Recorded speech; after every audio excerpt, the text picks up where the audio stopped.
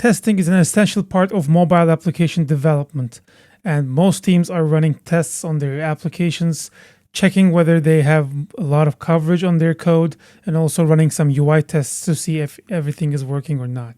So Appcircle is adding a new feature to view those test results within Appcircle and see whether everything is going fine. We call these test reports. To view test reports, you just go to a build profile or project.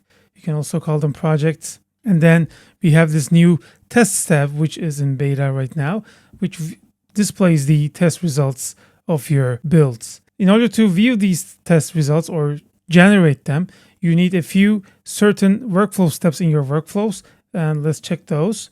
First, in order to generate these tests in the beginning, you have to use the Xcode build for unit and UI test step, which will basically run all your unit and UI tests targets and then create a test results file inside your project.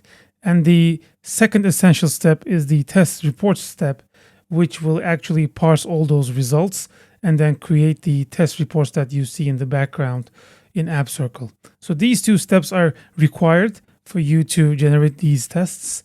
And if you have them, once your application's build is done, you will see a test result just like this one that is being listed here. So we have 13 passed tests, 2 failed, and 1 test is skipped.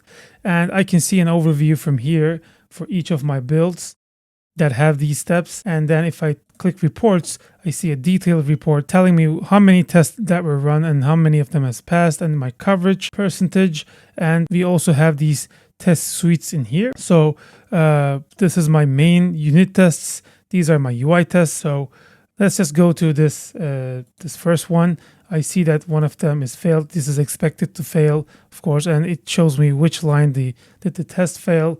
And I can also see which ones have succeeded. So let's just go back. And for the UI tests, when I go into detail, UI test generates artifacts most of the time. So when I just click this, I see all the screenshots that this test has generated. And I also see why this test has failed. And I can just go into detail and see, and also see the difference here. And I can also download these artifacts, JPEG files or zips or whatever file that the test has created from here as well. So we can also see detailed coverage reports here. You can see we have different targets in here, and all of these targets display the coverage percentage. You can also check whether you are good to go with the coverage as well.